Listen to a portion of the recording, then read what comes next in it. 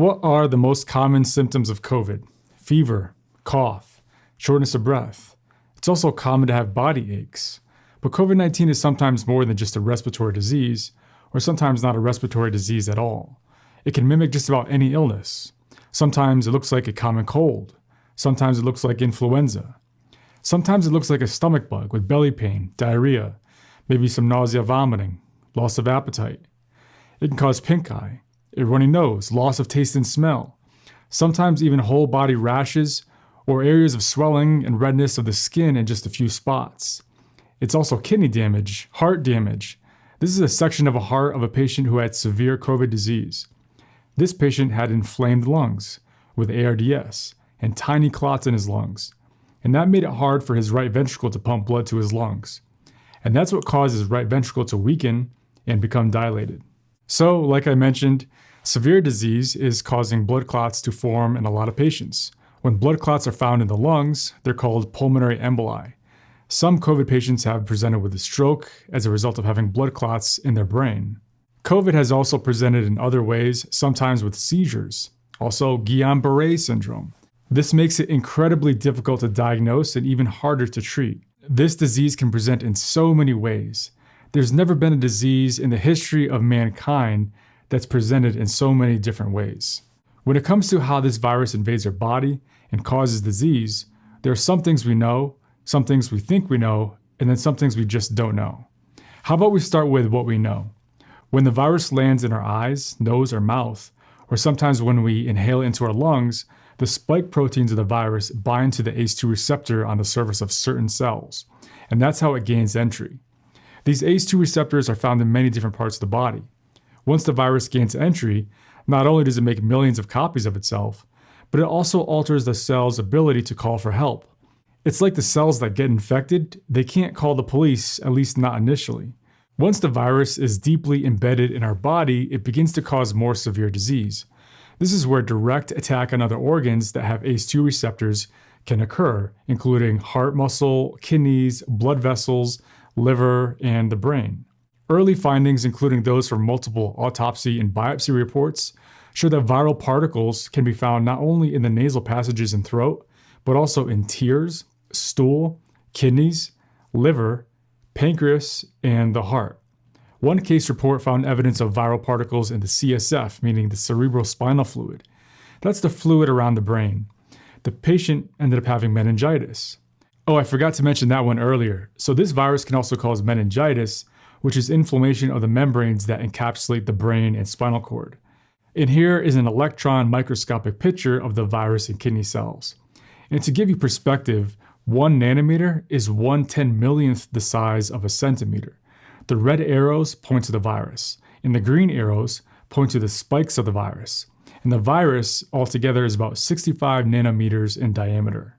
So the virus is sometimes going to all these different organs by means of attaching to the ACE2 receptors that are there.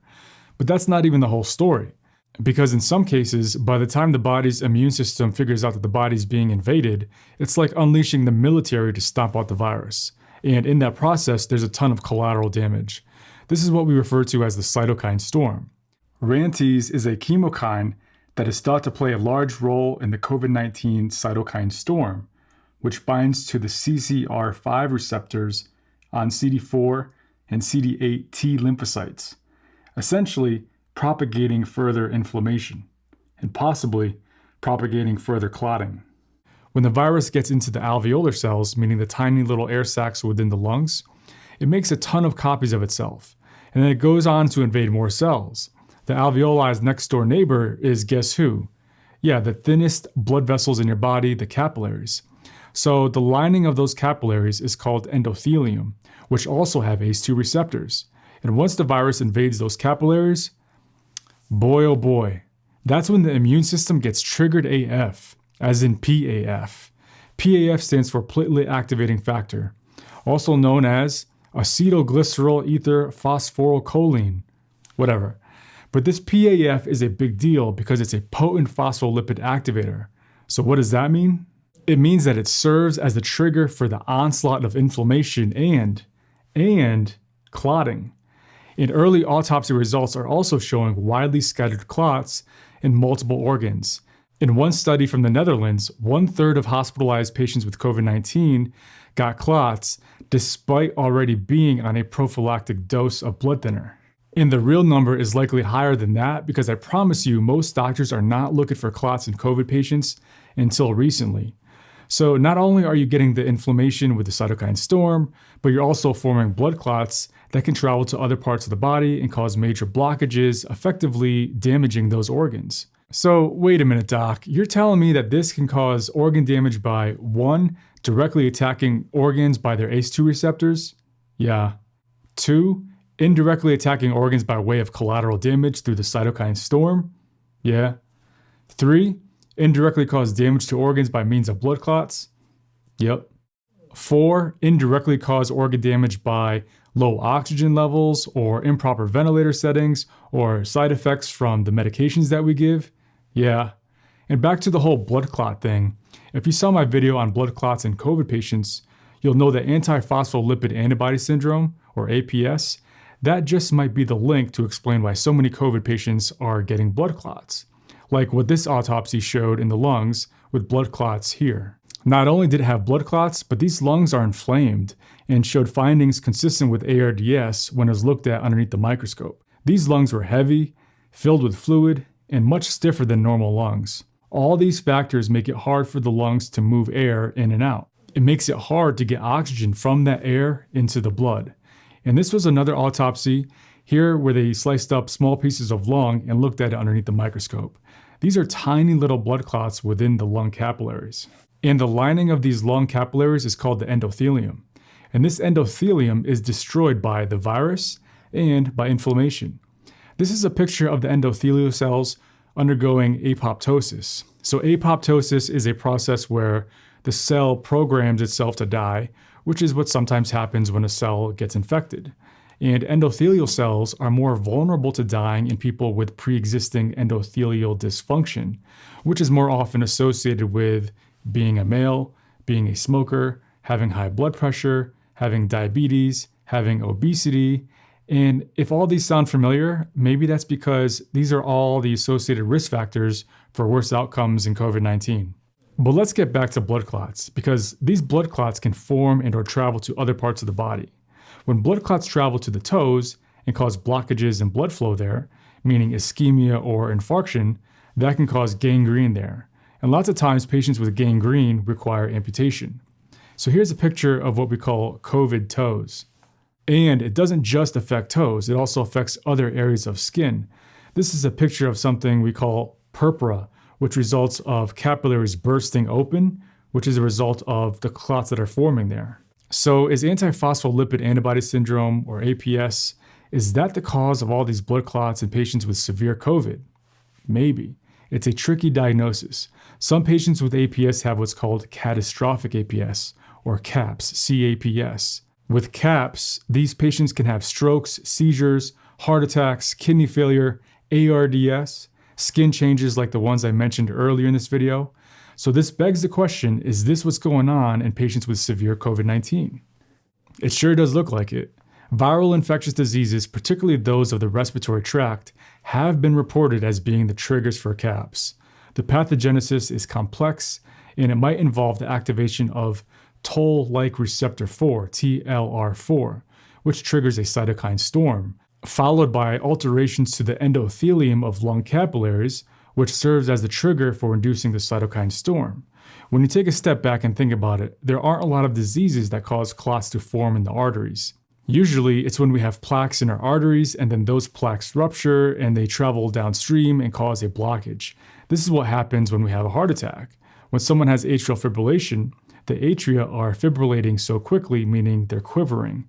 When this happens, the pool of blood sitting there becomes stagnant, and that's why people with atrial fibrillation are at higher risk of developing clots there. That clot can then travel to other organs and cause a blockage of blood flow there. When it goes to the brain, it can cause a stroke. When it goes to the leg, it can cause gangrene.